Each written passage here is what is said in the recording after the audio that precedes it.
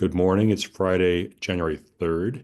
This is our first Dryden Fiber Public Broadband Committee meeting of the year. Happy New Year. We're going to use this meeting, which is the first meeting of the month, as our discussion meeting because the month just ended like 3 days ago. And we'll use the next meeting on January 17th as a reporting meeting for the month of December. I sent around an agenda yesterday. I'll share my screen so we can all look at the same version of this agenda. Talk about what we're going to cover today in our meeting and dive right in. Thanks for joining us today. Okay. So we'll do some introductions, talk about the mission. We have a map update, what it currently looks like as of yesterday. We had a change, and then what we're going to be doing in the next probably like 3 to 5 days with a big quarterly update. Some business conversations regarding static IP addresses, residential 2 gig service, and the SLA agreement discussion we started last week or 2 weeks ago.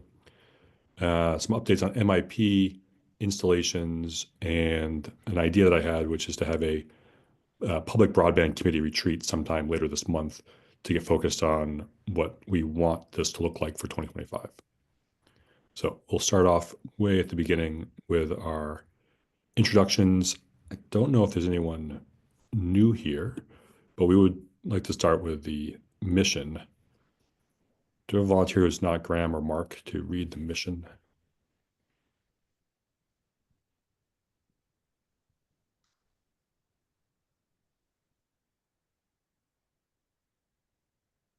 Well, geez, I'll do it if no one else is. Thanks, Dan. Oh, sorry, I'm It's in the been a car, so I while. can't read. I wish I had some dramatic music to go along with this, but Dave, could you give us a beat? Maybe give me a beat. We'll put it in the budget for next year. Our mission is to provide reliable, affordable, high-speed, fiber-based internet access. We offer state-of-the-art technology and unmatched customer service. And as a writer of this mission statement, Dan, what does this mean to you? Or how do you live this mission in the project? To me, it's a big embrace to our community. We're putting it out there, and we're making basically a commitment, a promise to the people we serve.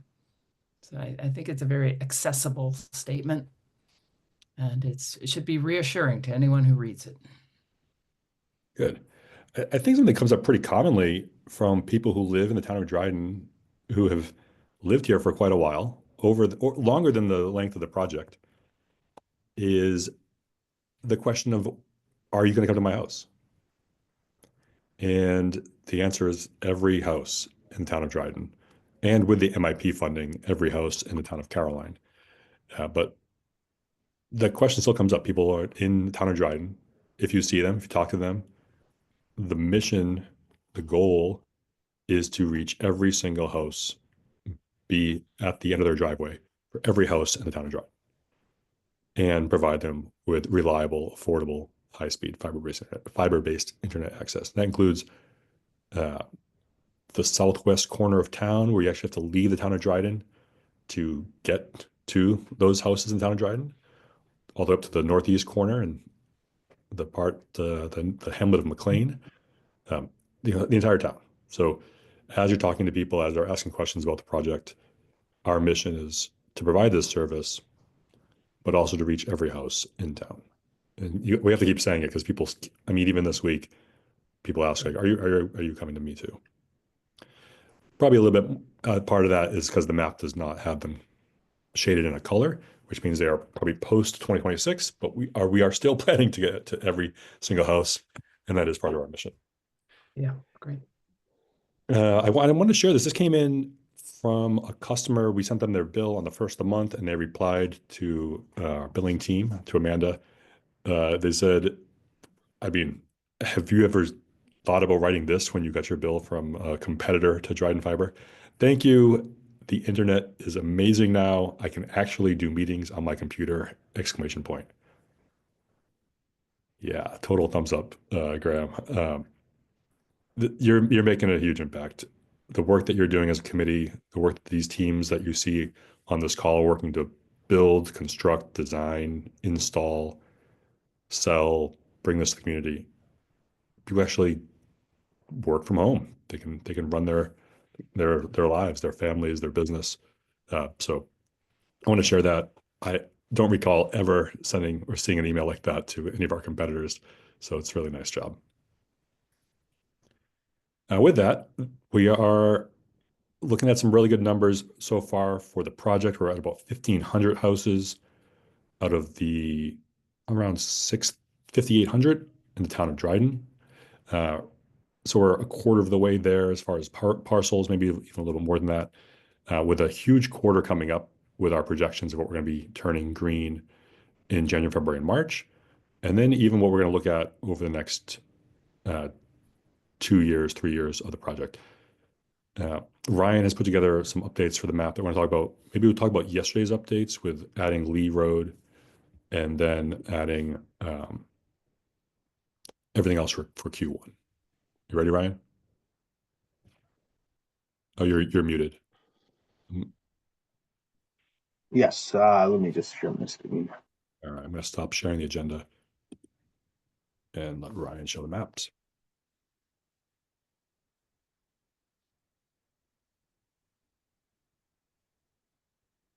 So this is just a draft map. So this isn't actually our web map. So it does look a little bit different, but reflects essentially the same thing as our web map. We just made all the parcels on Lee Road green, and so that was an update that came out yesterday. I think we had already saw some one person sign up from Lee Road. Based on seeing the map update slightly before the other documents came out. So that was kind of a quick turnaround for that. And then what we've also been doing is looking at what will be done in the first quarter of this next year, which is what we're showing in yellow here. And while it looks like a lot, I'll just kind of zoom in and talk about how far we've made it in construction to this point and to where we're basically at the last step for us to put our stuff up there and activate it. So Syracuse Utilities has hung all the cable in this area right here, if you guys can see my cursor. It includes Lower Fall Creek Road, Ed Hill Road, Hile School Road, and it goes all the way up to Pruville Road, and takes care of some of these small kind of country roads that are up here. So all that cable is hung and is ready to be spliced in. So all the hard part's been done, and the splicers can probably take care of that fairly quickly because of the rurality. Also, the cable has been run all the way up Caswell Road, including the underground section. So that's ready for splicing as well. So the splicers will finish that at the same time as they do this application over here. Last week, Syracuse Utilities started cabling West Dryden Road and Route 38 North. So that the cable is currently being placed. We're through electrical make ready and the cable is being placed. Once that cable has been placed, we can then splice it in and activate these parcels. And once they're done with that cabling, which they project at about 2-3 weeks, will be Bone Plain Road and the adjacent north-south roads that connect this area here. So we've done a lot of construction in the north to prepare us to turn this section green here within the first quarter, and including some of this miscellaneous areas. I think this is Sheldon Road or maybe Wood Road. Yeah, one's Wood, one's Sheldon.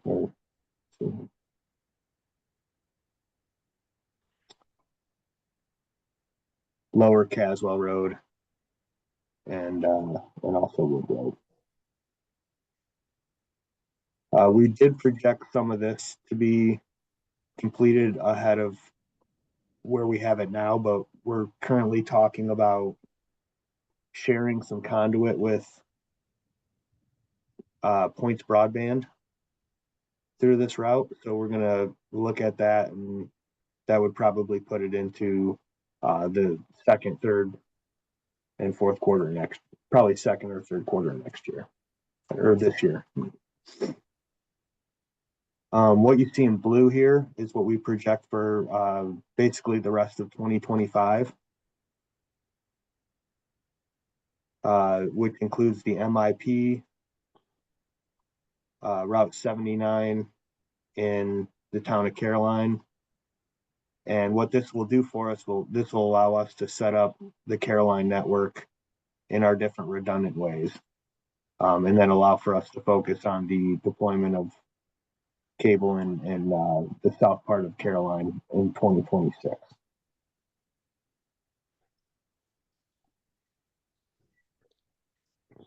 Any questions? I just want to make sure we have the definitions. We're looking at yellow is Q1, blue is before the end of 2025, and orange is Yes. before the end of 2026. That's correct. Okay. So we're gonna change the map legends that's currently out there. Yes. And I noticed, Ryan, we still are missing that end of Etna Lane there. It's not green yet. Yes, we didn't get it done before Christmas. So the cable is up, but they still need to splice.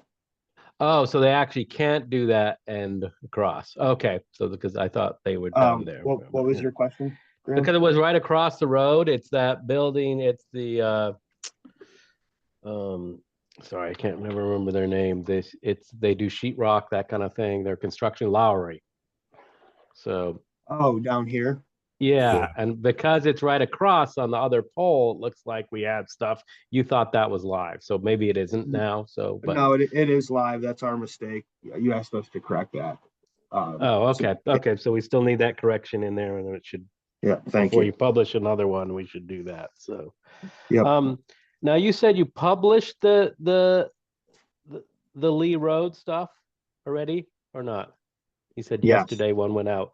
Well, it Yes. says service area as of November 21st. So we should align when we need to Yeah. align the map with the date if we're gonna That's true. update it. So yeah. So, Yeah. We can do that right now. Yeah. Okay.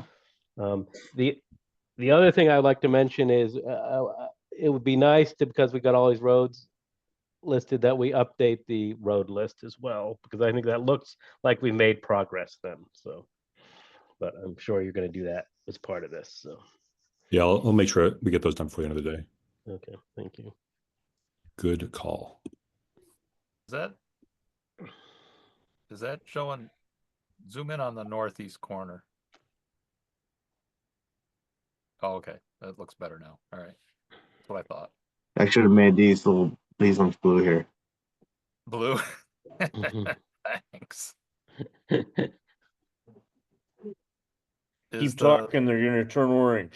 I know. Yeah. Yeah. And just to give you guys an idea of the blue and the application status, we submitted those applications as soon as we were allowed. I'm trying to think of what the actual date was now, but we've got one that has been bid and awarded already. We've got 2 or 3 that have been are about to go out to bid, and we have several more that are like being reviewed before they can go to bid. So our applications have moved through and are in a really good place right now. I'm not sure that there isn't an application. I think every application's been surveyed and either in design. So like we're in a really good place with all our applications, and it makes me feel good, like just looking at the routes that we have here. It's actually, it'll probably be a much easier task than what we had with the yellow.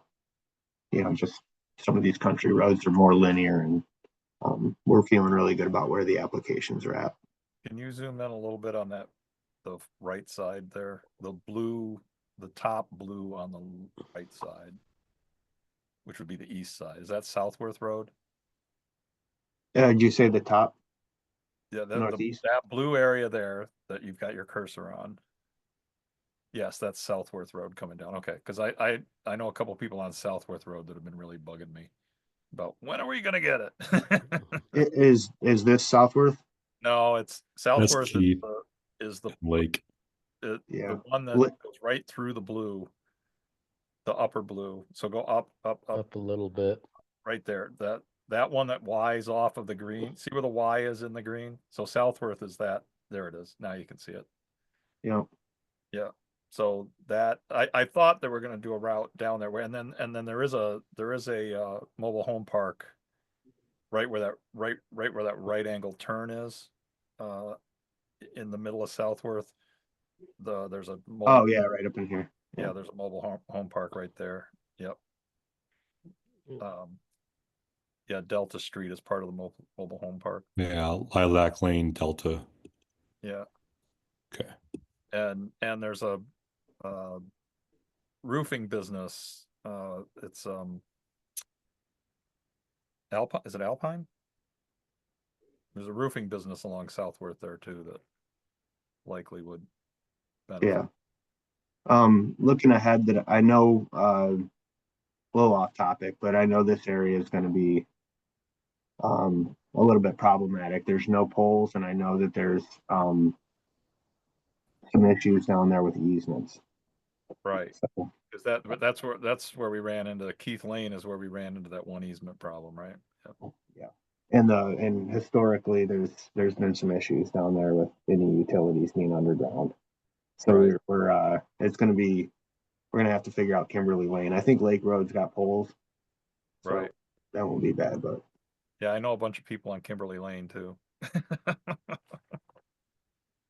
Yeah, I think the challenge for those locations is they already have a service provider. They do, yeah.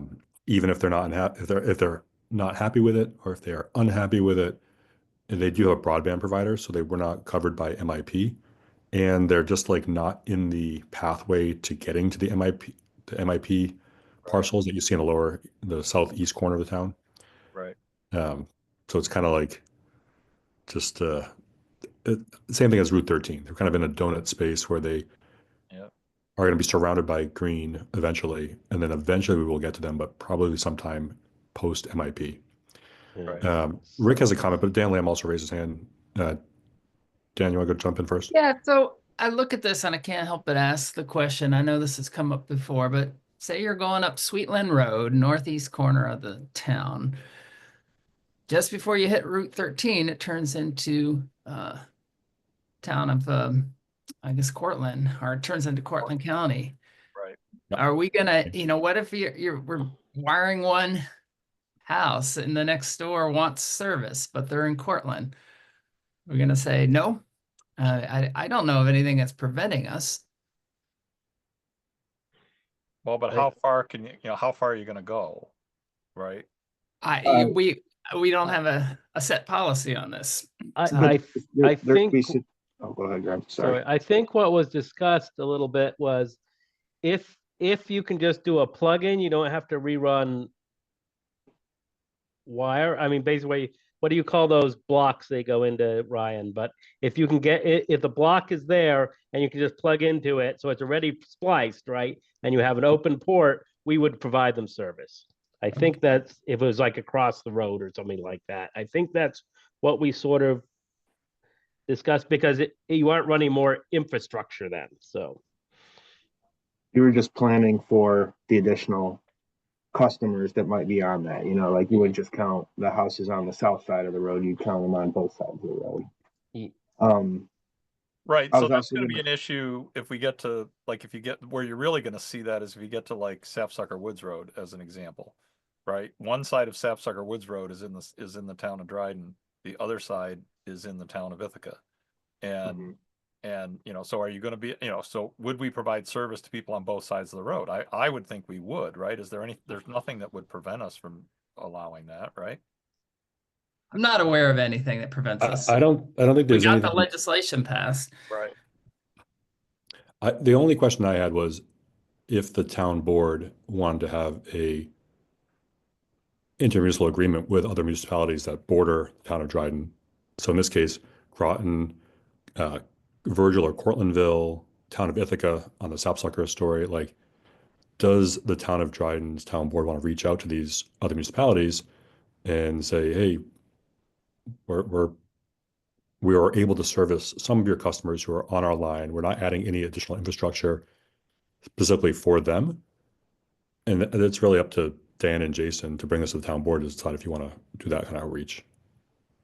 I think having it said, like, having an agreement or having the okay from those other towns makes it a lot easier for us to say, like, we'll take those customers if they want to come over to us. With the stipulation, like, we're not going to be building, a mile down Hanshaw Road all the way to the village of Cayuga Heights or all the way up into Cortlandville. Like, they have to be, on the line. The MST has to be within a drop cable of their house or their building. Okay, Dan? let me play devil's advocate, but why do that? Yeah, like I said, you don't have to, but We don't have to, I haven't had any, I don't have anything in writing that says from the town of Dryden that says go and operate outside of town of Dryden or town of Caroline. When we applied for the MIP money, didn't we talk for Caroline at least saying we can't go beyond Caroline? This is what we're doing. When we were explaining to them that we couldn't just go find a group of customers somewhere else. Yeah, I don't think we're talking about spending MIP money on this. If we've got fiber going close enough with MIP supported funds, we could run our, last our last 100 yards to a house. I just don't want to get confused with New York State about that because they were looking at a different group taking a number of Caroline addresses, and that was our argument against that. Was that we can't go beyond our borders. I'm just saying that we said Dan's that. right on that. Like, we won't go beyond our borders with MIP funds, MIP, Municipal Infrastructure Program, the $10 million project. We won't go beyond the project with those funds, but we could operate neighboring. Yeah, and right at the top of this map, where what's on the screen right now, you got Pruville Road, which is another border road, right? Pruville Road, which is right there on the line. The south side of that road is town of Dryden. The north side is not. And, so the question, no, not even that triangle, just Pruville Road that runs east-west. Right. Yeah. Well, just to further your point, we have to use School Street to get to Gulf Hill Road. Right. That's our only way to get there. We could actually service the entire hamlet of McLean, that center section of McLean, without building new infrastructure, right? I think we already have the MSPs on School and Gulf. Right. At Service. the corner of Gulf Hill Road and School Road, we have one, and we have one right at the border, basically. Yeah. So Or a couple, maybe one or two in there. Yeah. Another way to look at this is we have this goal for MIP, which has a very strict timeline to reach all these, Right. to be in front of all these houses. And we have this mission that we committed to the town of Dryden to reach all addresses in the town of Dryden. How many side quests do we want to do to reach these very close border parcels, border homes that may pull us away from achieving that entire mission on time for MIP or within, by 2027? Well, and even if you take the MIP piece question out of it, my feeling is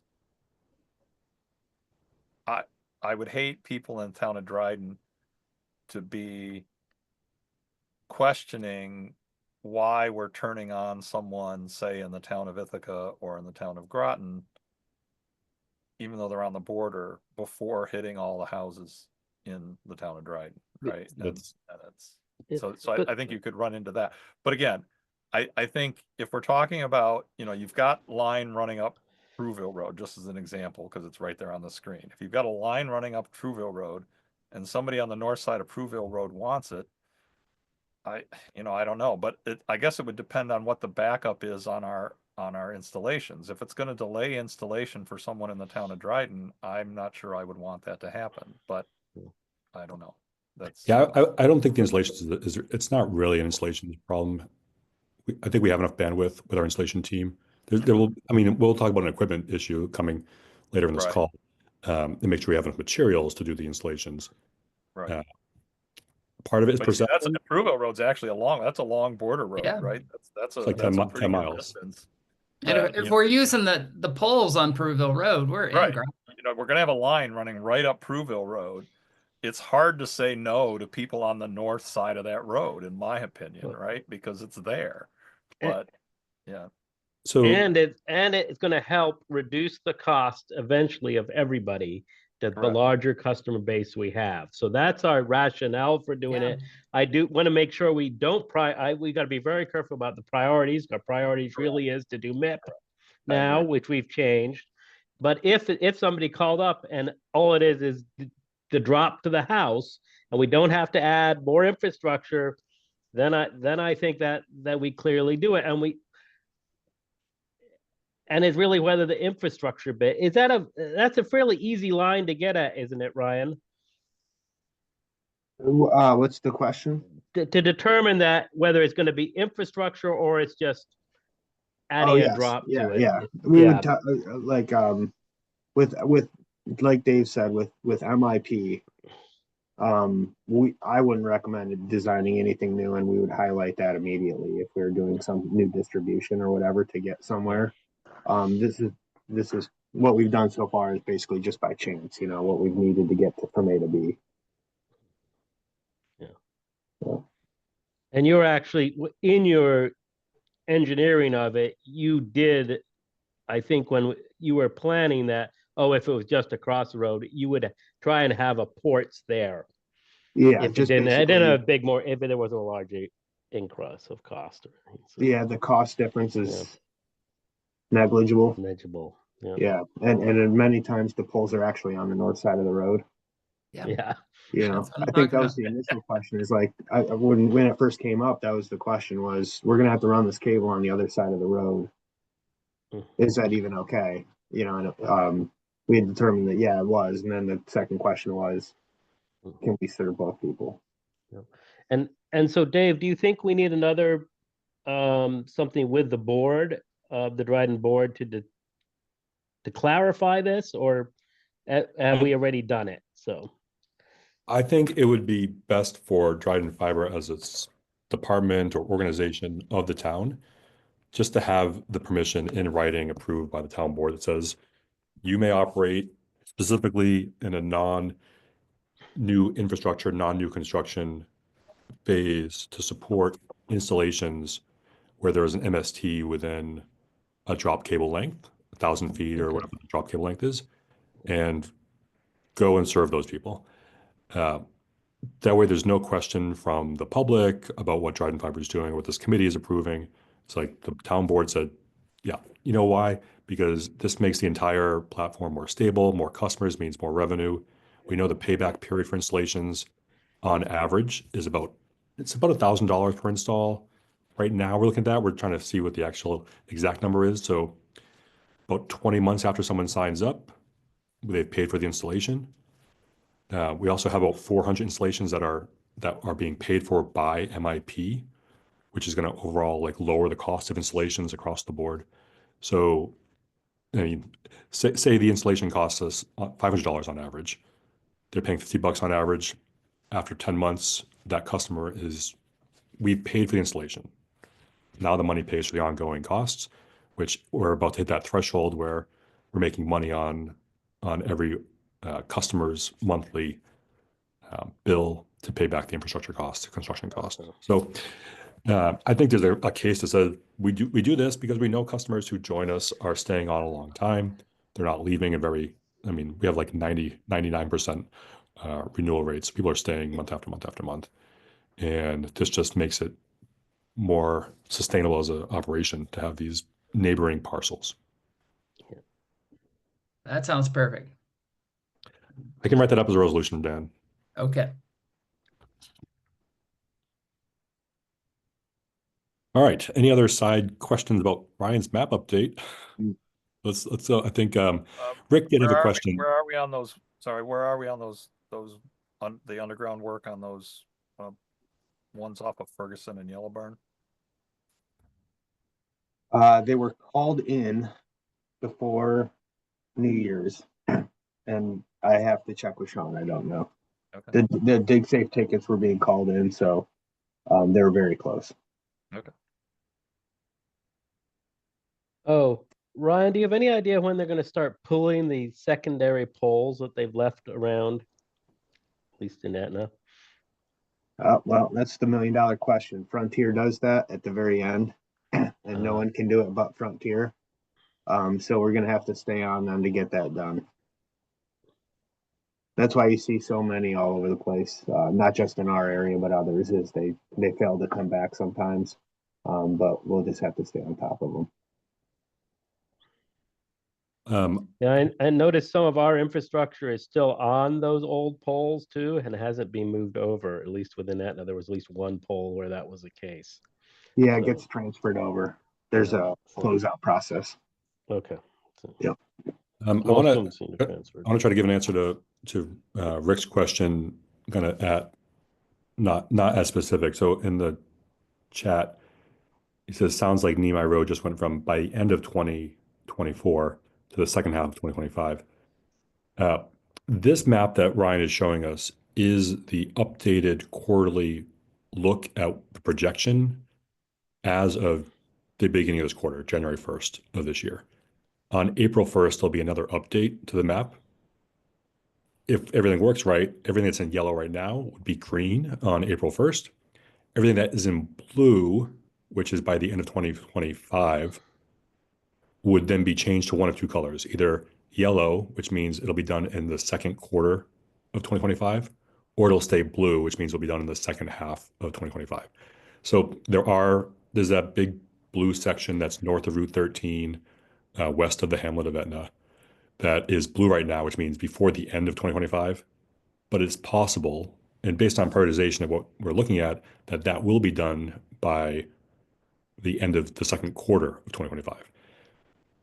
What we didn't want to do, and we talked about this quite a bit over the last month, is have this map have 4, 5, 6, 7 colors, one for each quarter for the next 2 years. Like, we're like, try to keep it as simple as we can. So green is today, yellow is this quarter, blue is this year, orange is 2026, and then update it quarterly to refresh this. So yes, Nemai Road will not be done by the end of 2024, which was 3 days ago. It doesn't, based on where we're at, based on permitting and construction, splicing, it won't be done before the end of this quarter, Q1 of 2025. We can't commit to when it will be done at this point based on scheduling and things, but I would say we could look to it being done sometime before the first half of the year is over. But we'll have that more specific prediction around April 1st. And it's very difficult to predict these things. There's many, many miles of construction and splicing. And for us, electrical make ready, which we have challenges predicting. And Correct. one of the things that concerns me a little bit is that, so a lot of what is yellow now on this map, or I should say some fairly significant chunks of what's yellow now, was yellow prior to the end of the year. And at that point, yellow meant by the end of 2024. That's right. And so, yeah, so a bunch of this yellow, now we're saying is what, Q1 of 25, So right? we pushed it out by 90 days. Yeah. So it's, and I mean, I get it, that's going to happen. I just, I would rather, I think we need to be realistic about the colors, I guess, is what I'm trying to say. I agree with you setting those blue, even though we think they might be halfway through the year, right? Because it's, I would rather do that than have them be yellow and then push them out by 90 days or 180 days or something along those lines, right? That's right. I mean, just looking at the permits, the groupings, that blue area, we had some clear estimates that we didn't realize Verizon and Frontier were going to split, and there's a permit that it became very challenging to work with these telcos to get permissions to go in and use their poles. that it's unpredictable. And these are people who've been doing this for years, just surprises happen. It's hard to navigate through all these. Yeah, and we've stated that it is an estimate. It does It is. say that. It still Absolutely. says that, but yeah, so we can't. Well, and like, for example, it looks like the areas in the village of what is that? Hilton and Goodrich. Yeah, those Hilton, Yeah. Goodrich, that area is still yellow, right? And that I really expected to be green by now, but It's so close. Like Yeah. there's almost like Ryan. I think Ryan and I are like, is there another color between yellow and green that's like January? Like, Well, I think it's a process of going in the right direction too. You know, like this was our goal, and we got so much work associated with this complete and near completion right, that like we would probably make a little bit more of it blue if we weren't that far with it. But we've made it so far with these different aerial runs and the Hilton Goodrich stuff right. that we know that work's going to occur in the first quarter. And I do like the approach of looking at 1 quarter and then a little bit further out and then much further out because you can, that's how the apps come back. You know, Well, and I guess my question, like on Hilton Goodrich, is so the underground work on Hilton and Goodrich was done before Lee Road, right? Wasn't all that underground work done before Lee Road? it's a mix. I think there's a jump from underground in the Hilton Goodrich to aerial and then back underground. All right. Yeah, there were tie-ins that happened basically at the same time that kind of put them on a similar schedule, and then Lee Road just got done first. Okay. Yeah. Okay. But point taken, yeah. I think this is right where they're picking up. They left off right at Lee Road and they'll be on Hilton Goodrich. Yeah, and then they've got those, and that's the splicing work, right? Yes, Because the underground work has been done. yes. It's actually been done for a couple months, hasn't it? The underground pathway has been, the cable was probably about 30 days or 35, 40 days after that. Oh, and that's because we ran into a inventory problem, right? I forgot about that. You're right. Okay. Yep, I get it. Ryan, do you want to show that pie chart? Talk about that. Yeah. You ready? You want to have that conversation? Yeah, I mean, this is just a demo of what we're trying to put together. Can you see that or did it still back? Yeah, it's on. So Ryan just showed this to me yesterday. We have our weekly check-in, just Hunt and myself and Amanda. Right now, 1579 is the number of parcels where we currently provide service out of a total parcels of 5832. So we're, a little over 25%. Yellow is what's in construction on the map. That is within 3 parcels, equal to everything we've done project to date over the last 2+ years, coming in the next 90 days. Now that's because so much of it is so close to being green. Goodrich, Hilton, Etna, the northeast, the runs across north of Freeville and west of Freeville. Like we're going to double the capacity, the availability in the next 90 days from everything we've done so far. And looking back on it, we did lose a few more days during the holiday season than we thought we would. I think that was something that we could have projected a little bit better, is how the end of the year was going to play out. But we were probably overly optimistic there. So. One thing that would be interesting, and I'm not saying you need to put it in this graph because I think it would be extremely difficult to do. But the one thing that is a little deceiving when we look at that total available number, yes, there are 1,579 parcels that have it available, but what that's not telling us is how many of those parcels are rentals where we don't have agreements with the landlords to be able to provide service in. Am I making sense? And like I said, trying to get to that number, I think would be tricky. I think this is the way to report it, but just something we need to be aware of is that some of those 1,579 parcels are things like mobile home parks or apartment buildings or rentals where we need to get agreements with landlords to come into, and we may or may not have them. Would that be a fair statement? Yeah, I think that's a fair statement. I think there's another version of this that has total number of households, total available households. Right. We've been tracking that in our own spreadsheets between Amanda and myself, and some of that stuff is in Ryan's GIS data that he gets. Right. But it's I'm not Yeah, saying so it's it's not something. it's not in one location yet. We haven't had, it hasn't been as difficult for the most part to get the landlords to agree to partner with us. I think we have 22 signed agreements right now. Tracy Right. has the exact number. He keeps a spreadsheet of landlord agreements. There's a few that are out there. There's a couple of big ones, but most of them are like, yeah. Yeah. Come Well, on. we still have that issue, right? The guy in Varna doesn't want us coming in there, right? Still, or is that been? That's We're not- correct. Right, Yeah. but we're not at Hillside Acres. They're not in the green yet. Right. But So But it'll be a big. you realize how long it took us to get to Ithaca Estates, for instance. It was Yeah. it was a long time, but Yeah. those people are signing up like crazy over there. I'm There's sure they are. I don't know how many we have now, but there's probably 15 or Yeah. 20 that are Wow. signed up or are scheduled. So once No, we I get think there that's and great. get the agreement, these people know it and they go for it. And again, I don't think it's something that we need to focus on as part of our discussions. I think this is great. It's just something for us to be aware of in the back of our heads is these properties where, these rental properties where we may be having trouble, or where either the landlord has said, no, I don't want it, or we're just having trouble. Like I would think in the case of somebody like Carl, right, Tracy, they're just hard to coordinate with, right? They're not being resistive, they're just not being really cooperative either, right? Correct. And on the other side, we're not there yet.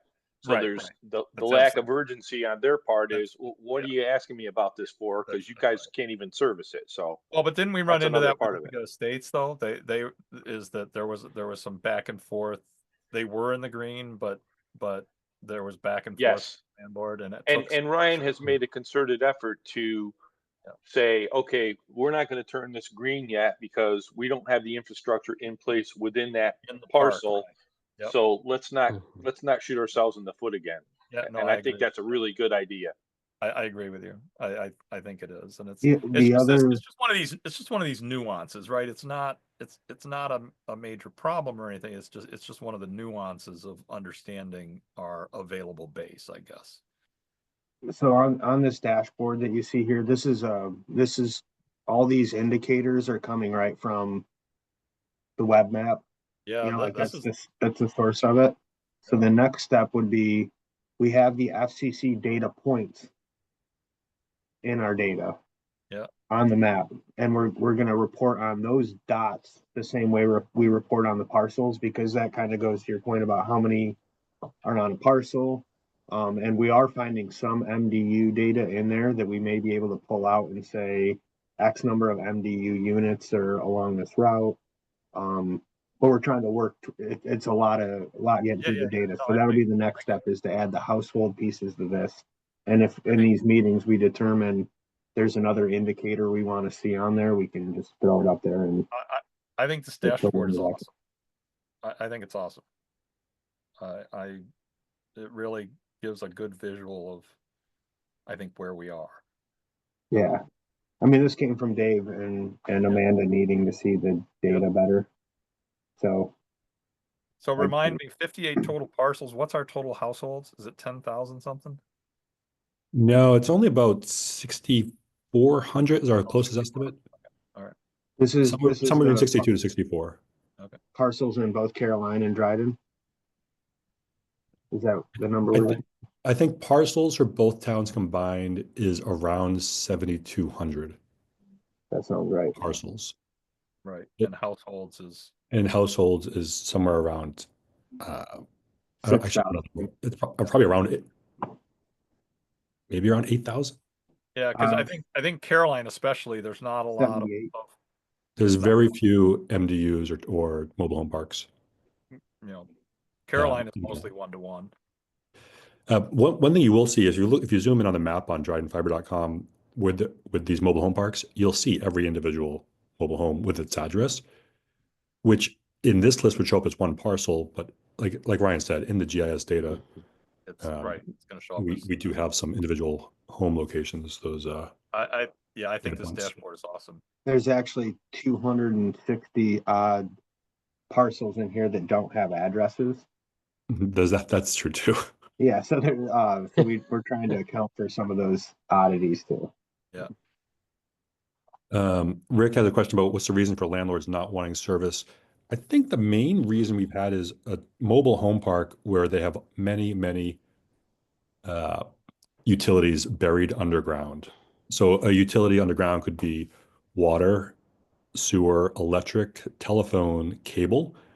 That's 5. And then we bring in fiber, and it might get a little dicey to dig where these other 5 things are going on. Right. So that has made, at least we've heard that from, I believe, from Hillside, saying like, we would only want you here if we could watch every single installation to every single mobile home unit, because of the fear of disrupting electricity, water, septic, sewer, telephone, or cable. I don't know if there's other main reasons. Tracy talks to a lot of these property owner landlords. No, I don't think there's what you just said is mostly what is happening. This is true with the gentleman Reggie Brumfield Brown, owns the one on Mott Road. He said, I don't want you digging around out here without me being there. He has no problem with us coming and doing this, but he doesn't want us to just dig up he spent a lot of money and time getting everything laid out as far as his utilities, and he doesn't want them disturbed. Carl Westerling is much the same way. He said, yeah, I don't have a problem with it, but you guys aren't going to come in here and just dig up everything and cause a problem for me. So I think other than that, the only other thing that I've heard is some of the people read the agreement that we send them, and they go, well, this is asking me to give up all my rights. So we've had that a couple of times as well. So that's the only 2 reasons that I've heard about.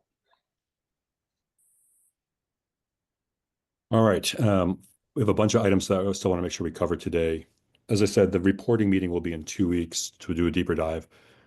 So static IP addresses, residential 2 gig service, and SLA discussion. So we've had a number of residential customers ask for a static IP address.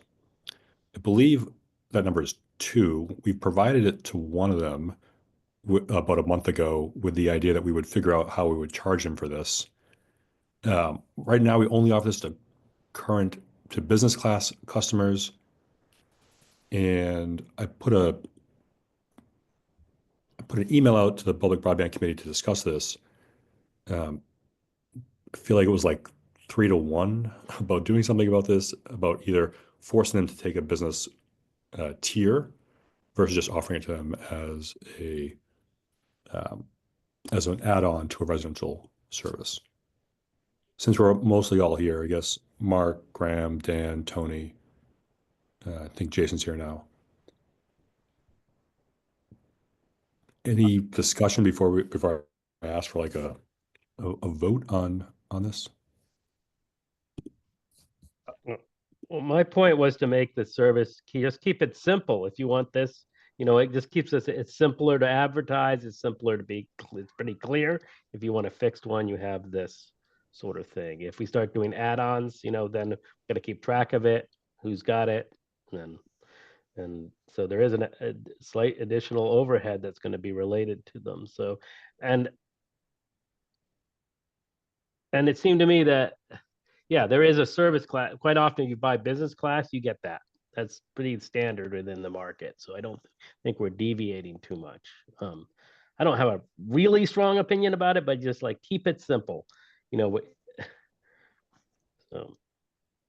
I agree with Graham. I think just like making a distinction between like the consumer grade packages we offer to people with the kind of the features that most people want, and we do that to keep costs low for most people. And if somebody has specific needs, like I think a while back there was a guy who hosted some sort of message board for teachers or something, and it was really old and you needed it to have the same like there's all sorts of stuff that it turns into maintenance costs on our end ultimately. So I think we need to, just kind of say if you have special needs, you need to sign up for, one of our packages that we provide for people with needs like yours.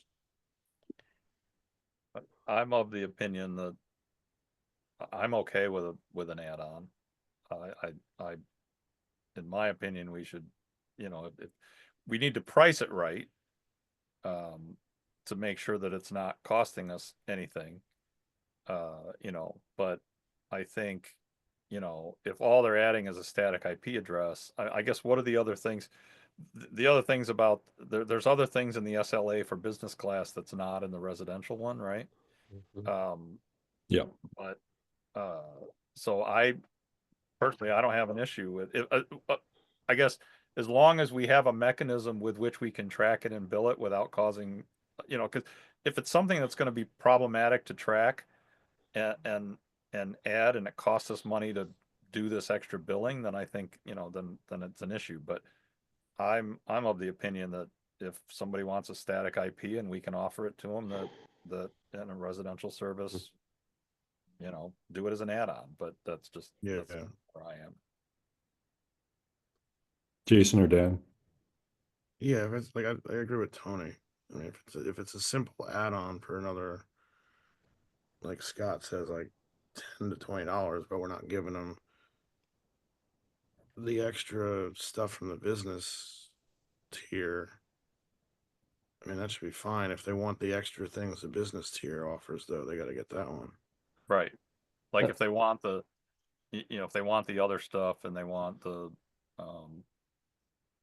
like the SLA, what are the differences? There's a response time SLA, right? Isn't there difference? Priority repair in case of Priority outage. repair and all that stuff. If we're not, I mean, if they don't want that, I mean, I like the keep it simple approach, but I also think we have static IP addresses available. We're paying for them. You want to recover some of that. So. Yeah, I don't have a problem. The only thing is we want to make sure, I think we need to price it in a way that, it's not just one of these things that everybody who's on a residential just says, oh, I'll pay an extra $10 a month and get static IP, because, then we'd have the other problem of having to buy more static IP addresses. But Well, so right now, I don't have the exact, right. I guess two things I should have add to this. One is we have purchased 1,024 static IP addresses. I believe we have used less than 5 so far. Right. So we have a lot of them out there. We did make a one-time expense to buy them, and there's an annual maintenance fee to pay for them. Amanda should talk about the level of work to do the billing, which you should hear, because doing an extra billing step is a part of this. Yes, The other thing is, maybe before Amanda says that, we have over 200 customers, and this is the first residential customer to ask for it. So it's not like we have it's going to be a lot. Amanda first, and then Graham. So it's not, I won't tell you it's super hard to add another item on the billing, because again, the billing once we set the customer up and set them up with their subscription for whatever plan they've chosen, and then additional, if there's an add-on, that's not hard. It's more of the tracking later. It's the reporting back to the committee. This is the revenue. Where is it coming from? Which customer? It just becomes another step. So I guess that's I'm kind of the opinion, let's keep it simple. If they need a static IP, do they need to get a business level? That type of thought process. But I understand, though, is it really costing us more? No. But it's the reporting after, I think, is probably the toughest thing, the extra workload, whether it's the static IP. I know there's another residential asking about 2 gig service, and I'm just like, wait a minute, where do we just offer custom packages whenever somebody asks us, or do we say, hey, if you really need this, you should be thinking of this project? But that's my thoughts on it. So I can see both sides of the story. It's just a matter of how you want it. For me, it's how is it the committee going to want this reported back? Am I going to have to pull this out every report I do and go, oh, that's $5. That's a static IP. It's got to go in a separate column, et cetera. So I don't personally, I don't think we do. I think you report the total revenue because what you've been reporting is an average revenue per customer, right?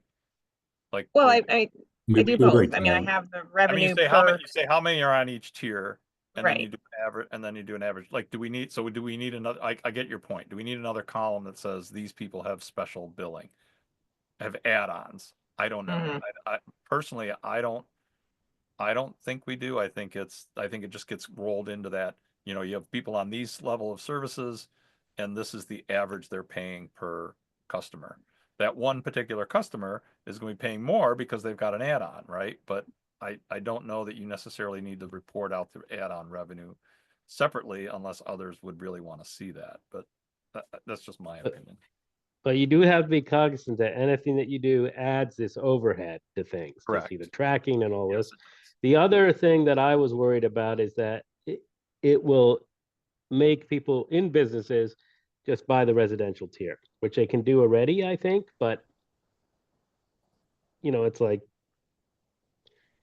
not encourage them to the right thing of buying a business tier when you should be buying a business tier. So, because I assume you get more traffic or you're doing something there that is, having people Well, attached to you, which on the probably residential probably It is is- not a residential sort of really. It's usage probably of some that, right? commercial So, need to have the static IP address. that would be my guess, but I don't know. So, but Why don't we go to Ryan and then I want to hear from So- Dan. Ryan?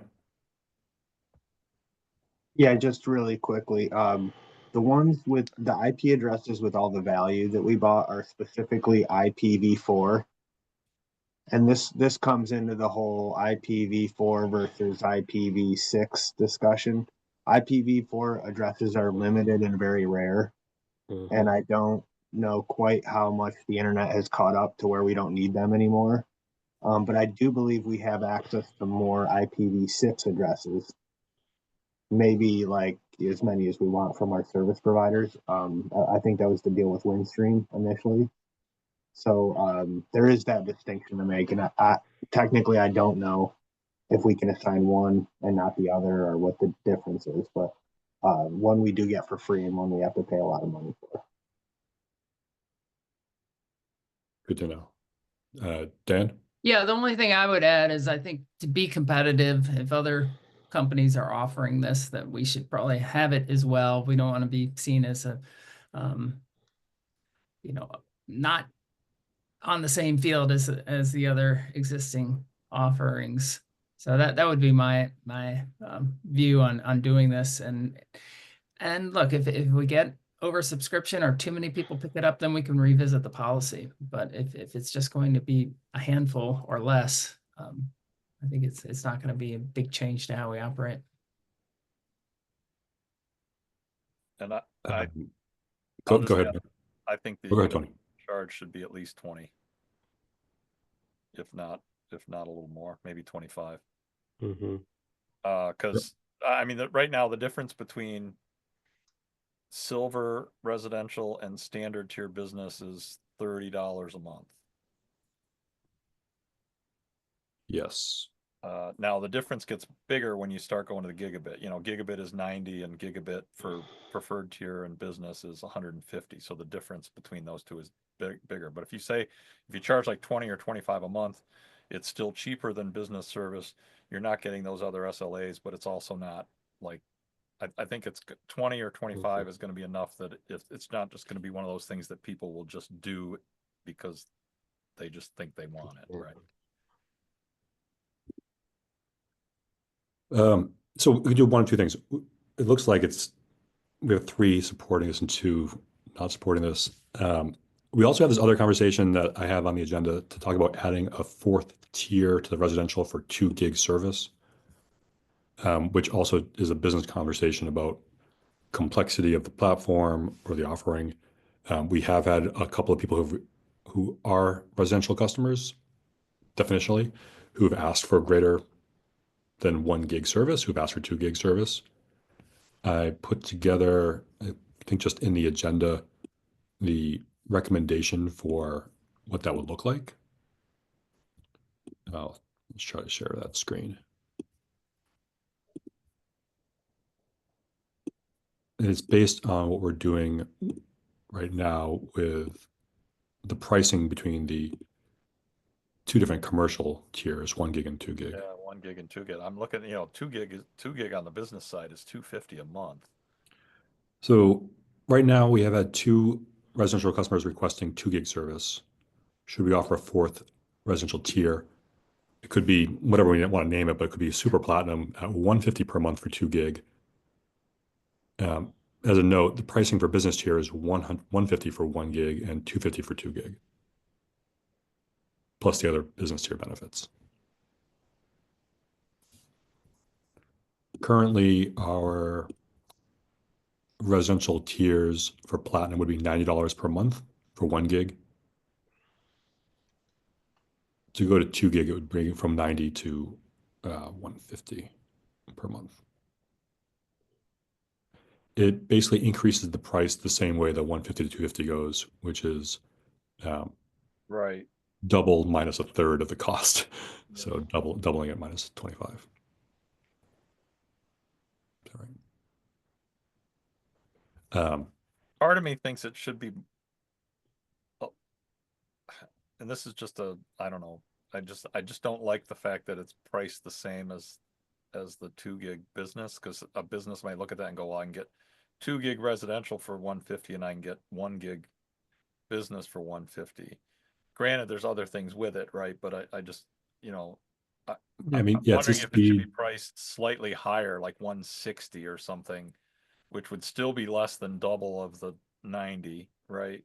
yeah. But it would be more than the 1 gig on the. I don't know. Do people think that would make a difference, or I don't know. I'm a little hesitant about pricing it, pricing the 1 gig business and the 2 gig residential at the same price. Yeah, that makes sense. If you want, we can spend some more time looking at what the competitors are doing. Yeah. Basically, it's a race to lowering the costs across the board, and the more speed you're getting. I'm curious what these residential people are doing that they want 2 gig service.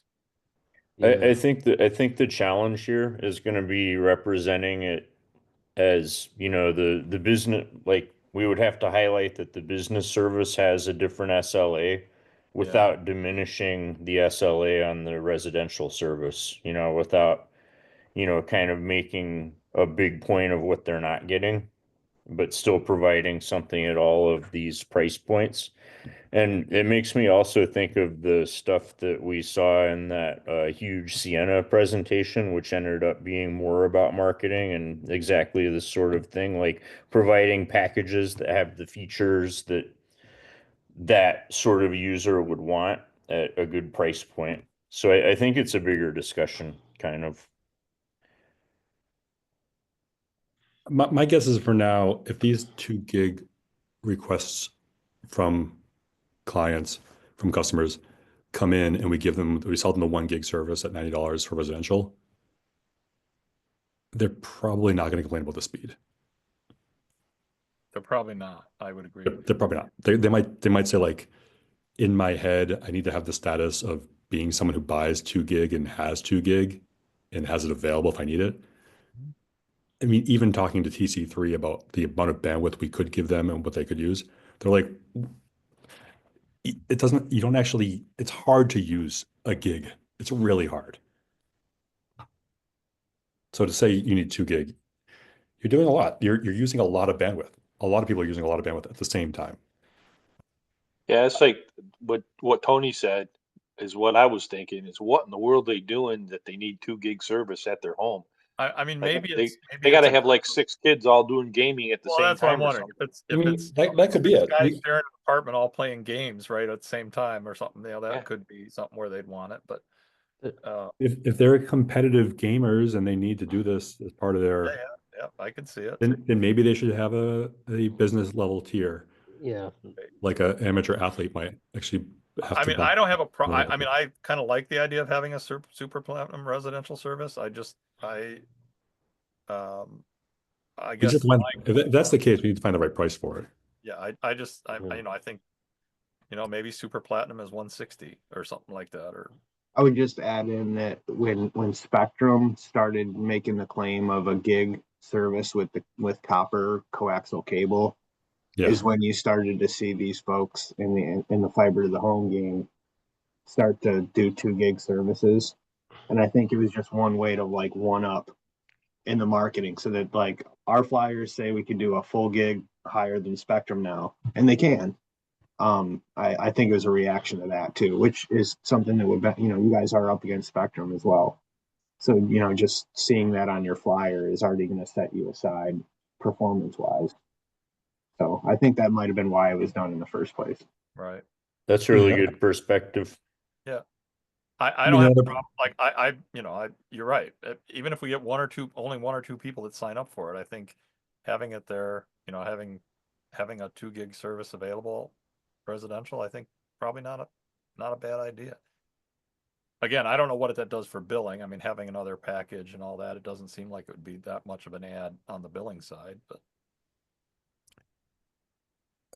I It think we isn't like we aren't offering it. We're just offering it on the business side. This is what I'm getting at. It's like, yeah, yeah, yeah. and how you price it and everything. So, and I got a feeling they're probably really running a business out of it if they're doing that kind of thing, or mining Bitcoin or something. Who knows? So. and Do we have it- any it- reporting, do we have any reporting available of usage? usage. We can get that from Integrity. They have the monitors set up to do that. I think a year ago when we had very few customers were looking at it, and it was on average very low. No, Like, I get that, but I'm just wondering if there's like, and I'm not saying it would be something that we look at all the time, but it might be interesting to see, you know,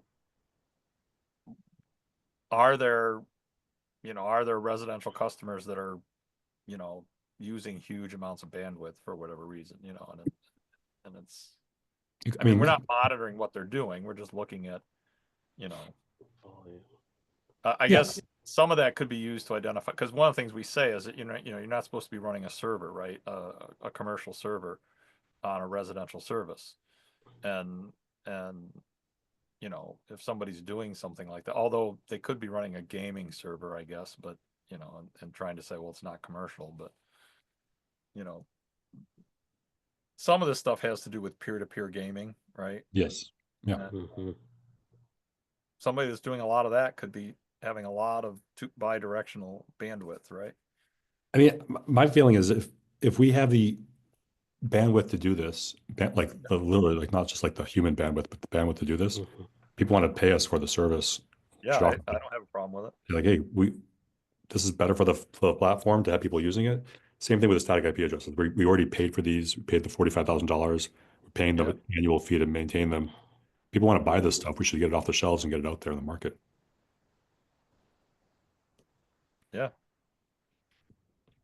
But it's how you're doing it, whether you call it a business. I mean, what we're calling residential service and business service also, you know, it's just the decisions we made. Yeah. And now you're letting the customers drive every customer single thing that they request. Are we going to create another thing for it? And it isn't like we aren't offering it already. So we do offer it. We offer it here. So whether you call it a business or residential, I don't know if that matters as much. So we can take this up as two separate votes. One on static IP address for residential, and one on having a 2 gig residential tier at, I have a proposed 160 per month from Tony. I guess I would like to see more data from our competitors to know what it is. I tried to go find what point is. You know, it's hard for us. It's hard to find what their rates are. I can tell you that. So they are not as clear as we are, where we come out and say this. They want you to put in a location and everything else and all this rigmarole before they ever come up with anything. So do we know what that real competitive pricing is? I mean, But the static, part of being a for- better service is being clear about what we're serving and making Sure. it easy for people to pick. And I think we've done that. Once you start going down this other path, it may not. I'm not saying we shouldn't add one, but we should do it with a little more data, I think. So regarding the static IP, Scott Brennan from Integrity said other ISPs charge anywhere from $9.95 to $20 per month for a static IP address. okay. We had listed it in the original request for $10 a month. We also have a recommendation for 20 or 25, I think it should be 20. and that If- would if- be if- in line with what other ISPs are Yeah, charging. given the range of what other ISPs putting us, I know it's at the high end and we're supposed to, you know, on a lot of services, we're trying to be lower. I just don't want to make it too cheap for adding that add-on, because I think ultimately you're going to get some people that are using residential service for business. And I mean, that's already happening. I would think, but you know, it's just, we don't want to make it too easy or too cheap. But I would advocate, if we're going to do an add-on for static IP, that it's $20 a month. That would be my position. And it can be, you know, after we have it under our belt for a couple of years, you could then revisit the pricing, which we're committed to revisiting pricing anyway. So as we gain customers and as we pay down all this infrastructure cost we've done and this and that. So All right, so I have a motion from Tony to add static IP addresses for residential customers at $20 per month per static IP address. Is there a second on Tony's? Jason has seconded. Any additional conversation? All right, I'll do a roll call. Let's everyone for this? I Dan, Jason, and Tony against. This would be for Graham and Mark. I'm leaning. I think I lean against doing Yeah, it. I but think I'm against creating I think we more should. marketing options. All right, well, that passes no. 3-2 to add this as an additional feature. And I'll work with Amanda on getting this set up and then working on the marketing to get the message out there. And reaching out to this customer who's already subscribing to this. All right, the second request is add a super platinum tier at $160 per month for 2 gig residential service. I guess what I would say, I think we want to see what the competitive things are first before you can set a rate, unless somebody's done that research already. But We don't have that. I don't have that in front of me right now. Do you want to table this until the 17th or until the first meeting in February? Do I have a motion to table this? Yeah, I mean, I support it, but I agree that maybe we get some more. All right, that's fine. We'll get more information and come back on that one. I appreciate the discussion. It does have some, business consequences to have this set up the way we have it and to offer these services, and managing it on the accounting side. All right, the next thing that's on the agenda is the service level agreement discussion that we started 2 weeks ago. Just a quick update is that I have reached out to the attorneys about adding an update to the SLA regarding natural disasters, terrorism, other things that we cannot control.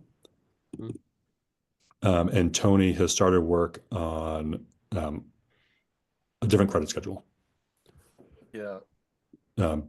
So that will be coming on the 17th is our plan to start looking at the revised credit schedule. And Yeah, one this was actually about the attorney on the SL. One question I have, David, and just kind of quickly to get some feedback, is in my research, I'm finding that pretty much every service that offers credits for outages Mhm. requires that the customer initiate the request for a credit. My Yes. feeling is we shouldn't do that because that's one of the things that separates us, but I'd like general feedback on that because it's and there are some services that don't offer any credits, and most of them that do offer credits are it's more or less like a percentage of service kind of thing. So if you're out for Mhm. X number of hours, it's you know whatever percentage of that month, that's what the credit is, right? Which, you know, in our costing, like on our basic tier, you're talking that's something in the neighborhood of 6.5 cents an hour, right? Uh, the but I guess the main question is, I like the idea that we're doing something separate. It'd be nice if we just issue, you know, if there's outages more than a certain amount of length, whatever we decide that is, that those credits are just issued automatically. They're not something that the customer has requested. And that's kind of, I think that's what we should do, but I'd be interested in hearing what other.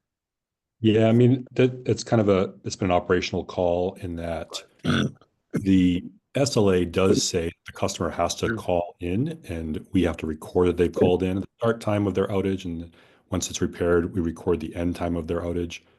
And because they called it in, we provide it back to them. Between the committee and myself and Amanda, we've given ourselves the leeway to be proactive and not follow that part of the SLA and say, anyone who's had an outage over 2 hours, we're going to give them the credit whether they reported it or not. So it already is written as you must report to us. We could revise. You have a copy of the SLA that I've sent to everyone. It's also on the website. We can revise the SLA. It says we, Dryden Fiber, will own managing the outage timelines, and we will provide the credits to you without you doing any additional work. I think the exception in that might be, I mean, do we know, for example, let's say we have something that affects a single drop cable to a single house. Do we necessarily know that house is out? I mean, I mean, if a pop goes down, we know that, right? But Yeah. if we lose a drop cable to a single house, do we necessarily know that? I You, don't know if we have the alerts turned on. yeah, there's, you would see that when you go down. So I know that in instances where we're watching it, Yeah. you see it happen, or, you know, NetTigree would see one happen that was having some kind of an issue the day before. Right. But I don't know if they get like an email every time one goes down. Yeah. Well, I know I get an alert from my Plume device that it sends me an alert that internet went down. Right. But it isn't very good about getting the history back as a customer. I thought there was a way of doing this. I actually reached out to Plume, and they basically didn't. Said no. Yeah, we also Said don't it's up know to your if, ISP to whether you can see that. And I dropped it, but you know, because I was just interested to make sure it was aligning with how the services were working. But we have somewhere over 200 customers, and I know of at least one who has continued to pay us their monthly bill, but they have unplugged their Plume, their ONU on their own. I mean, they have multiple providers, so they're not relying on Dryden Fiber. I don't think we want to automatically credit them because we had an alert that they unplugged themselves from the network. If they want to cancel, they can call in and cancel. But so far that we've asked them, and they said, no, we don't want to cancel. So maybe we're the backup. In case their primary goes, they'll plug us back in. And I also don't think we want to be crediting if somebody has a delivery truck pull into their driveway and takes out their drop cable. Yes. I mean, are we going to give them a credit for that? And I don't, you know, this is something that happened on a person's own property, or they're digging and they dig up their drop cable. Right? Those things have happened. That's actually happened, right? And we're not going to credit somebody's service if they damage their own line, right? Yeah. Or if a contractor damages their own line. I think the outage has to happen beyond their Correct. connection to the network. Yeah, beyond the what's the device that you're connecting to at the street? the MIP, is it called? MST or the MSP. MPT. Yeah. MPT. So from there in, the person's responsible for it, right? We're not going to credit people's service if something happens on their own property, right? But if you know, the question really becomes, you know, when you talk about acts of God or weather, or, you know, a car taking out a pole and it brings down all the lines, right? I think, you know, anyway, I have a draft. I will send it out to everybody by this weekend, and then they'll have a chance to look at it before our next meeting, of kind of what I'm thinking, because I just think our credits bump up too quickly. You know, and I don't like the fact that they cap out at 50%. And so I'll put that in as kind of as a thing to discuss, and then we'll go from there. And I have done a lot of research about what other services, including cell phone services and TV services, not just internet services, do for crediting, what, you know, if there's an outage. And the thing I found most interesting is that of the ones that offer credits, it's always initiated by the customer, always. Yeah, and I think we can sort of, I like the wording was this way, but we're actually being more magnanimous about it. And I think that goes as well. However, we could get into trouble if we have to,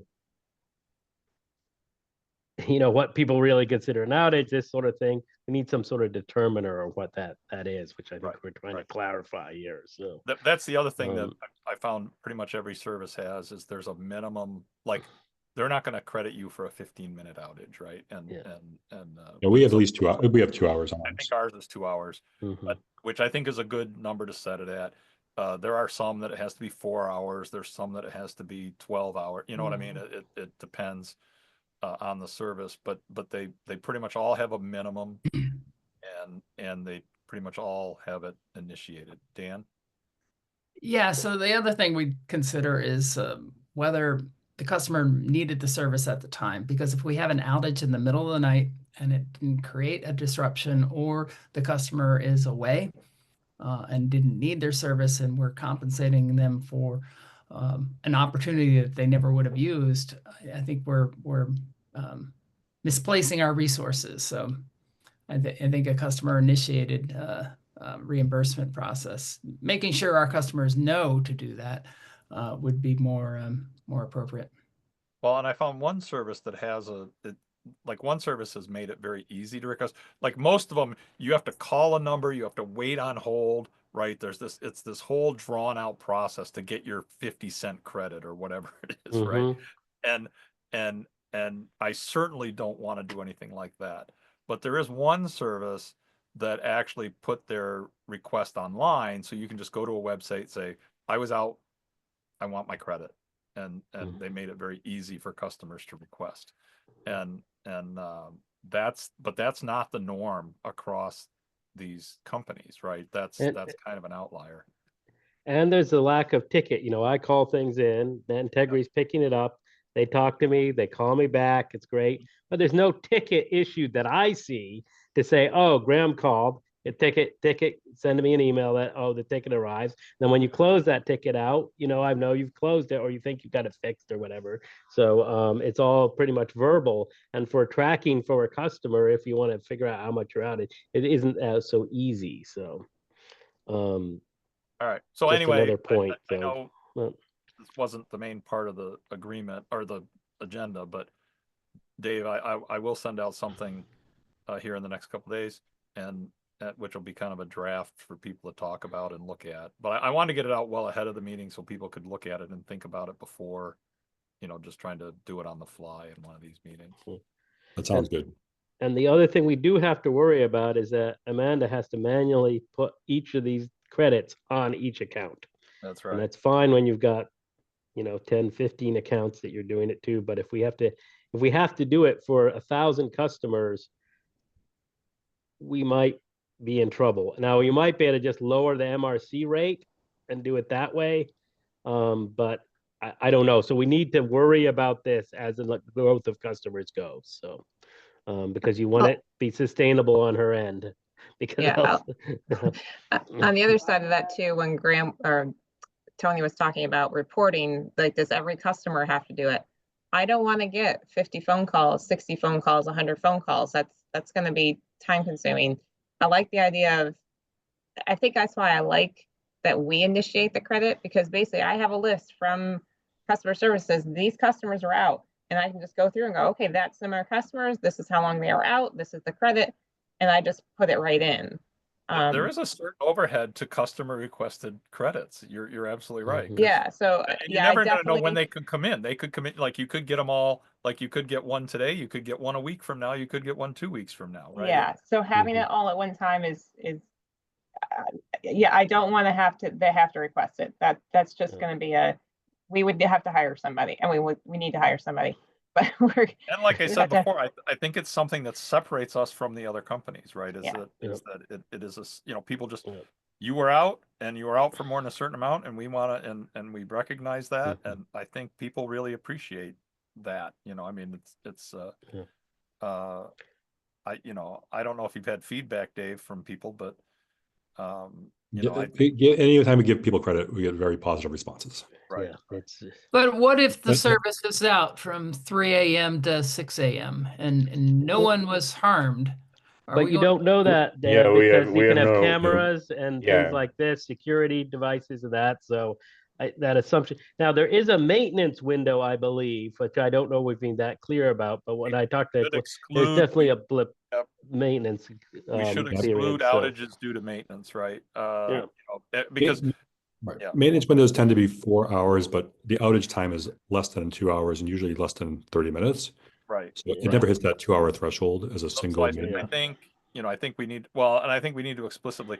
The other thing I'm finding that I think, I don't know if we have anything in it, but most companies have some clause that says they won't reimburse for they'll only reimburse for the service. They won't reimburse for other expenses, because there are people that try to claim things like lost revenue or Oh, lost yeah. wages. Well, I think, or, why don't we do this so we can move to the next thing on the agenda, Tony? Yeah. When you put together your recommendation, if you have any other Yep, I'll comments put or it things in you found from other providers, share Yep. those as Yep. kind of Yep. ancillary information, so we can have the discussion all together. And we want to protect ourselves from that, because we don't Sure. want to be having people making claims that, I lost 4 hours of work and I want you to I reimburse. think the SLA already And- covers that, so you might want Yeah, to I read think so. our SLA Yeah. to verify that. It should already be in there. It says Yep. like, It is. all right. I'll give a quick MIP update. The intermunicipal agreement between the town of Dryden and town of Caroline has been drafted by the town of Dryden's attorney based on the draft that was done by Phillips Lytle. They're our broadband law firm. That was sent over to us on Monday, I believe, or maybe Tuesday. Amanda and I reviewed it. Dan and Jason will review it today. We should get a copy over to town of Caroline by the end of today. And then ideally, any edits to that or amendments will be done next week. And then the week of January 13th, there's a town of Caroline town board meeting on the 15th, Wednesday, the 15th, where they would sign off on the intermunicipal agreement. The following day, on January 16th, the town of Dryden would sign off on both the intermunicipal agreement with Caroline, as well as the GDA, that's the grant disbursement agreement with New York State. So by the time we get to the 17th of January, 2 weeks from today, those two documents are signed and submitted. So we can begin the process of getting our first reimbursements from the grant. It's a lot. I can say it again if you want. Any questions on the MIP update? Mark Whitmer. Just a clarification. The GDA that the town of Dryden will be approving also contains a guarantee document that the town of Caroline will sign, correct? Is that right? Don't know if it's in addition. I don't know if it's part of that document or if it's an addition to that document. Okay. Okay. We should make sure that's on the agenda for Tuesday's call on Okay. January 7th, if that is an issue. Unless Ryan or Amanda know off the top of their head, and we've gone around with this quite a bit. Why don't we just make sure that's on the agenda for January 7th? Okay. And that guarantee document is pretty much set as far as we know. That's just Yeah. that. Okay. Okay. Thank you. Thanks, Mark. For anyone else there, Mark is the supervisor, Town of Caroline, our partner in this project. All right, we're now at 92 minutes into the call. I do want to ask just for a quick one on number 6, if the Public Broadband Committee is interested in an in-person Public Broadband Committee retreat sometime later this month, probably the week of the 27th or the week of February 3rd.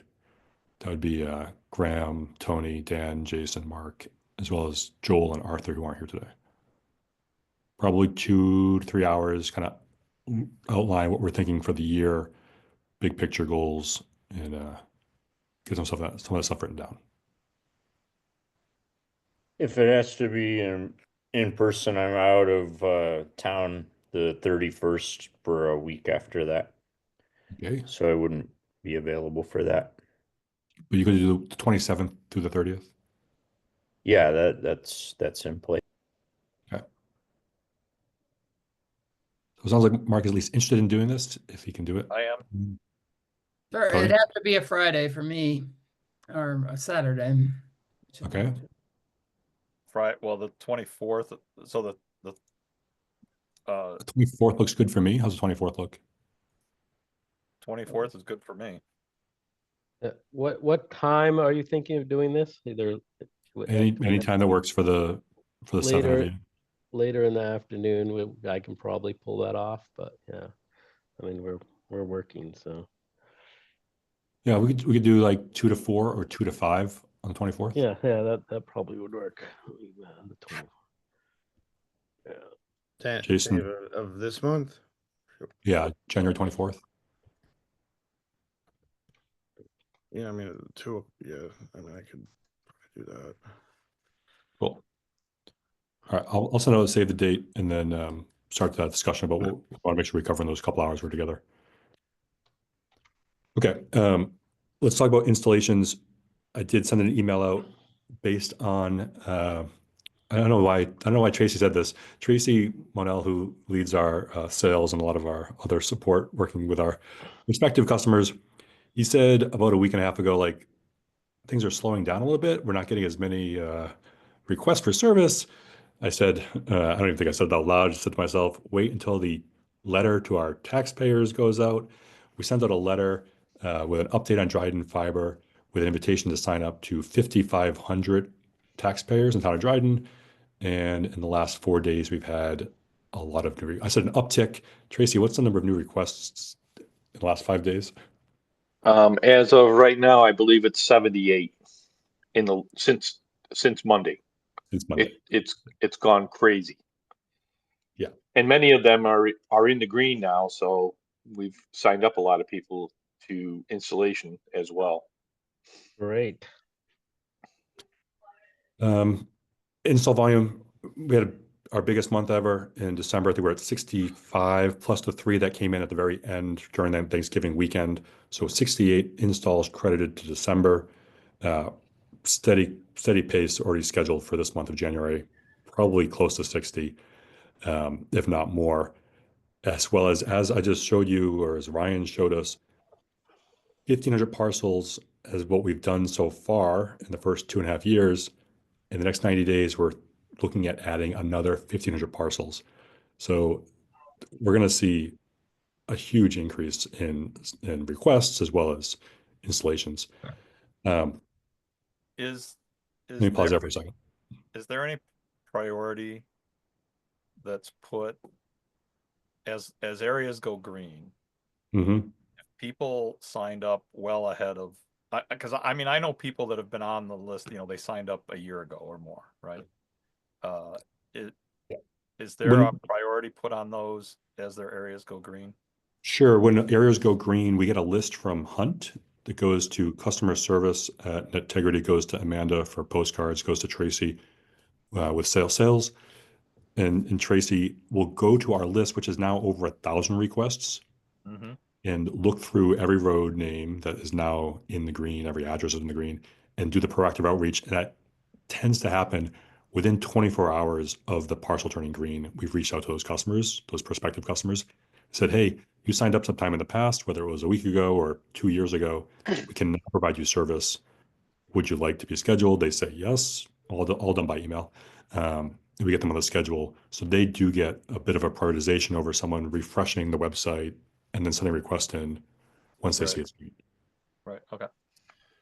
I think that one thing that you need to be aware of is, okay, so let's say like yesterday, we had eight people from Lee Road, I believe, that were signed up previously. Some of them were signed up like really, really early on. So I sent the list out to Integrity. They make contact with all of those people, call them. But if they don't answer, then we leave a message. It might be 2 weeks before they call back. So Right. yeah, they're prioritized based on when I send the list, I start at the top and work my way down. So if somebody signed up number 66 on the list, they're going to get they're going to be at the top of the list, but they may not reach back out to us for a week and a half or 2 weeks. So then a lot of people have gotten in line before them. That's what's happening. Right. So for instance, if we ever get to Hanford Road, we'll be reaching out to you, Tony. Make sure you answer the phone. So well, you that's just said, sorry, I heard two different things. One said that we're sending out email, and one said we're phoning them now. So which is it, or is it both? And For the most part, when Integrity makes contact with these people, they're making a phone call. Unless that person did not leave a phone number on the sign-up sheet, then it's an Okay. email. Yes, that's right. So yes, they are making a personal contact with that customer. If they answer the phone, they sign them up right there to get installed. If they don't, they leave a message for them to call back. There's all kinds of issues with that, as you all know. Somebody's So- voicemail is full, they can't leave a message, so on and so forth. But then if they're leaving that message, are they also sending an email message if they've got the email? I don't believe so, but I don't know that for certain.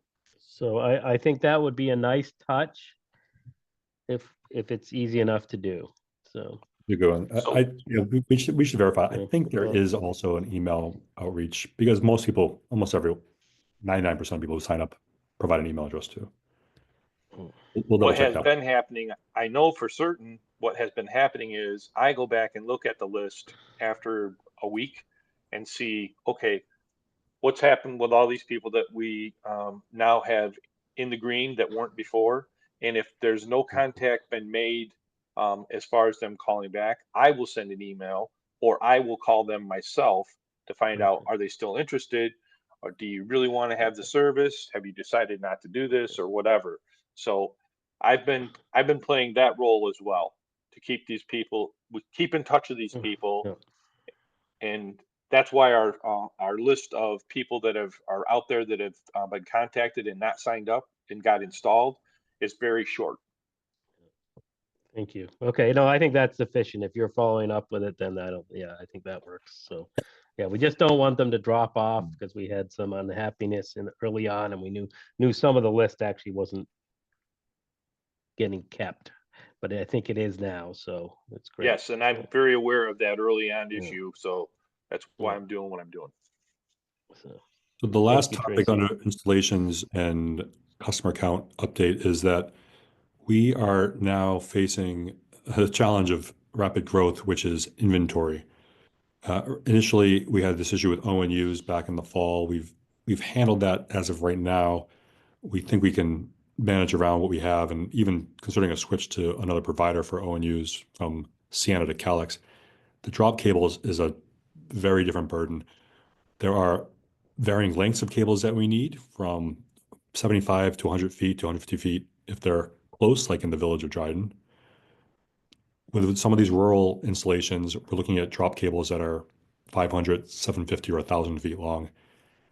Both sets, short length drop cables and longer length drop cables, are getting more and more difficult to acquire. We get them from Graybar, which is our middleman who gets them from CommScope, who makes they're the only manufacturer of the kind of cables we use on our network. We are getting them right off the assembly line in some cases, shipped right to us. We can project at the rate that we're going right now, we are going to run out of drop cables. Tracy and I are being creative. Ryan's been involved with helping to get an order come through. We're doing everything we can. We want to make sure the committee is aware that at some point, probably in 90 days, depending on demand and scheduling, might be a little bit sooner. We're going to come to a place where we don't have enough drop cables to reach every house that comes in. We have them on order. Some might be here in 4 months or 6 months. It's not a question of ordering them and requesting them. It's an issue of getting them to show up. Is it the cable itself or is it the ends? I assume it's got ends we can just plug in, or do the guys put the ends on it as they come in? For I the don't system, we install it. Go ahead. It's the cable. It's the cable itself. Cable itself. And the cable that we utilize has a specific kind of end on it that nobody else can get and nobody else makes. Yep. And we've been trying to find, can we just get the ends? And so far that has not happened. They are the specific kind of drop cables that CommScope makes. They're the only manufacturer of them that we've been able to find. Supposedly Corning has them as well, but we don't know that they'll work. We're still working on that process. We're having some issues with some of the like the Corning reps that we deal with. Like Corning invented the OptiTap cable, and now they want to like say that they don't, and it's not compatible, because they want to sell us a new solution. And I wanted to kind of dance around it before, but like they have this new solution they're trying to sell, and I think that's part of why we're not getting support from them with OptiTap drop cables, and they're saying certain things. So I've got to get a little bit deeper into the Corning thing to figure out. I know they can help us. We've got to get past their salespeople, I think. We're talking to other ISPs. We're talking through Graybar, around Graybar, directly to CommScope. Other partners, we talked to Scott Brennan from Integrity about what his other ISPs are doing. We're trying to work every angle we can to solve this. And I told Tracy a couple times this week, and including this morning, we gotta let the Public Broadband Committee know this is an issue. You guys might have some ideas out there from what you've seen from other experiences you've had where inventory for supplies on projects were just not available. So we'll need your creativity now during the offsite. We do our retreat during the meeting we have in 2 weeks. We're good for the next 2 weeks. We're probably good for the next 4 to 6 weeks. But as we get to the end of February into March, just based on projections of what people who've signed up in this, doubling the size of the green zone in the next 90 days, or at the rate we're at today, we can project that we're going to hit a point where we run out somewhere in 60 to 90 days. And just so you know, there is, we currently have, Ryan placed an order for a whole bunch of stuff for the MIP grant. And I've placed orders for drop cables as far back as December or November that we have not seen yet. Right now, I believe we have 800 drop cables on order total. Some of them are not, most of them aren't shipping until middle of February. And some of them are not shipping until the middle of March.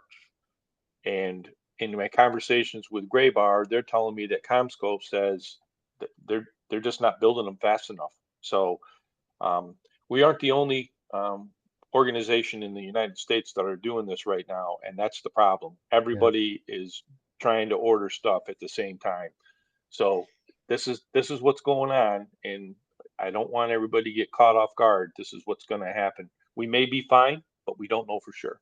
Well, and we may want to consider, in thinking about the next map update, what I don't think we want to do is turn people green and then tell them it's going to be 6 months before we can do the install. Yeah. And I don't think 6 months is really going to be an issue. 3 months might be an issue based on what I'm seeing. Yeah, even 3 months. So that, okay, you turn me green, but I can't get installed for 3 months. What's going on? Yeah. And that's my concern. We don't want to make I don't want Tony calling me and say, hey, you turned me green, but you can't install me until June. Save one cable for my house. Save a cable for we definitely cannot do that because we don't know the timing of any of these things, and we need to put these cables out there. Not asking. But we do want to let you know, like, we're working on it. Yeah, yeah. I mean, having a winter And I outage also, that affects the entire network is number one, like things that keep me up at night. But number two is inventory because of the explosion of fiber optic. I believe, although I don't think I have a confirmation from Tracy that um, one of the other providers that is using this technology is like someone called AT&T. So when CommScope is like Trident Fiber wants 1,000, AT&T wants 2 million. Uh, yeah, we're at the bottom of the list. yeah, we don't have a lot Exactly. there. What, working through Graybar, working with our relationships across the infrastructure that we have as a small ISP, we're trying to get the clout we need to get what we need. I also got an email this morning from Scott Brennan because I asked him about this issue as well. And he said that there are a lot of ISPs out there now that are ordering their equipment a year in advance Yeah. because of this issue. Yep. I think we need to consider doing that. Yeah, I'm starting to agree with you, Tony. I mean, I think that when we have over 1,000 requests, and of those 1,000 requests, I'm going to say 90% are town of Dryden or town of Caroline. There are requests from Cortland and from town of Ithaca and Lansing and Groton. But we're pretty certain that we have over 1,000 requests and 950 of them are going to get the service within 2 years. So we should have at least the will as an organization to buy ahead of time on the equipment that we know we're going to need for those 950. And as we turn this next block over the next 90 days green, that could be 1,500 or 1,800 or 2,000 right. that are scheduled, like they will eventually be green. We should have the equipment and be willing to make the investment ahead of time to order a year in advance because the likelihood of us getting stuck with equipment is very low. Yep. And based on demand, if we did get stuck with it, we could probably sell it for markup. Yeah, exactly right. So we'll put together I'd some be thoughts on placing that too. more orders, even though we have those 800 out there. I'd be placing orders for more.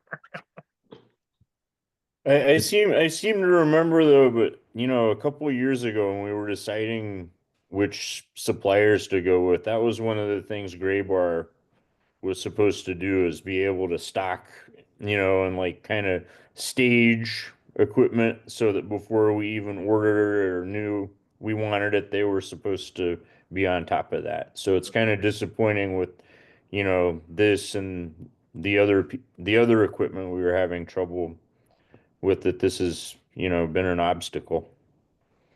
Yeah, I agree. I wasn't here when that happened. I totally believe that Right. that's what was said. And also, I don't think that the predictions on fiber, especially with the infrastructure, federal infrastructure funding, BEAD funding, yeah, but like those things that were maybe even a little bit in the future when this project started in 2019, 2020.